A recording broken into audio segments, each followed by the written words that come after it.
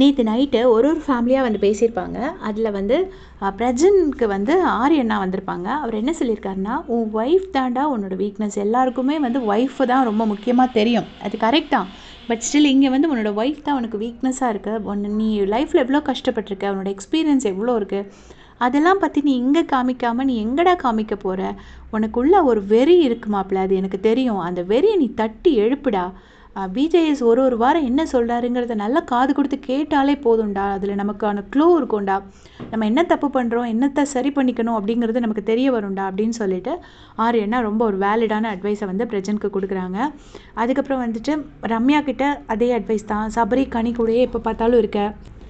ஆக்சுவலாக ரம்யா, சபரி, கனியக்கா இவங்க 3 பேரோட ஃபேமிலியிலேருந்துமே என்ன பிரச்சனை, ஃப்ரெண்ட்ஸ்கிட்ட இருந்துமே என்ன ப்ராப்ளம்னா, அவங்க 3 பேருமே வந்து ஒருத்தரோட கேம் வந்து, அதாவது அவங்க ஃப்ரெண்டோட கேம் வந்து அதர் 2 பர்சன்ஸால் ஸ்பாயில் ஆகுது அப்படின்னு நினைக்கிறாங்க. அதுக்கப்புறமா சபரிக்கு தான் வந்து அல்டிமேட்டான ரோஸ்ட்டு, பயங்கரமான ரோஸ்ட்டு. உள்ளே வந்தாங்க, வந்துட்டு அவங்க வந்துட்டு இப்படி தேடுறாங்க. சபரின்னு ஒருத்தன் இருப்பானே, அவனை எங்கே காணோம், அங்கே ஒரு நமத்து போன அப்பளம் தானே இருக்கான்.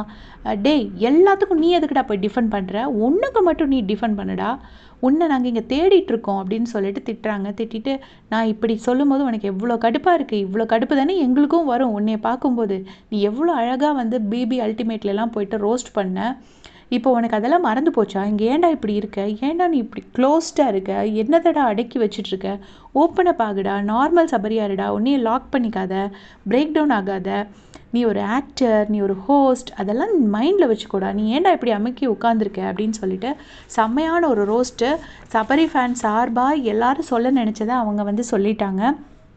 கனியக்காவுக்கு வந்து விஜி வந்தாங்க. விஜி எப்படி ஒரு இறங்கி அடிக்கிற பிளேயருங்கிறது நம்ம எல்லாத்துக்கும் தெரியும். அவங்கள பார்த்துருக்கோம், நிற்கவே மாட்டாங்க. அப்படி ஃபஸ்ட்டு மொமெண்ட்லேருந்தே யூஸ் பண்ண ஆரம்பிச்சிருவாங்க. ஸோ விஜய் சொல்கிறாங்க, நீ வந்து எனக்கும் மட்டும்தான் அக்கா, நீ எனக்கும் நிரஞ்சனிக்கு மட்டும்தான் அக்கா, நீ ஊர் உலகத்துக்கெல்லாம் அக்கா கிடையாது, அது முதல்ல ஞாபகம் வச்சுக்கோ. அப்புறம் உனக்கு பிடிக்காதவங்க தப்பு பண்ணால் நீ கேட்குற, ஆனால் உனக்கு பிடிச்சவங்க தப்பு பண்ணால் அதை நீ தட்டி கேட்கவே மாட்டேங்கிற.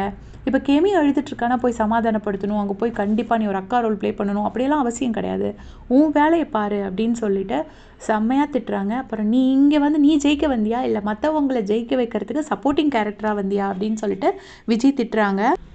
அப்புறம் விக்ரமுக்கு என்ன சொல்கிறாங்கன்னா, 4 வீக்ஸை விட அதுக்கப்புறமா நீ ஒரு சேஞ்ச் ஓவர் கொடுத்தியடா, சூப்பராக இருக்குடா அப்படின்னு சொல்கிறாங்க. அநேகமாக விக்ரமோட தம்பியோ அண்ணாவோ இருக்கும் அப்படின்னு நான் நினைக்கிறேன்.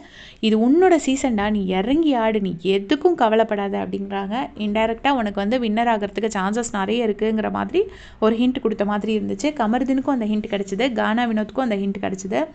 இனிமேல் நீ பாட்டுக்கு பிபி பார்த்துப்பாங்க, விஜய் சார் பார்த்துப்பாங்க, அப்படிலாம் நீ இருக்காதடா, உன்கிட்ட 2 பேரை பார்த்துக்கிற வேலையை கொடுத்தாங்கன்னா அந்த வேலையை நீ ஒழுங்காக செய் அப்படின்னு சொல்லி, அதாவது சாண்ட்ரா திவ்யாவை இன்னும் கொஞ்சம் நல்லா வச்சு செஞ்சுருக்கலாங்கிற மாதிரி அந்த விக்கல்ஸோட ஃபேமிலியில் உள்ளவங்க கொடுத்த ஐடியா இருந்துச்சு.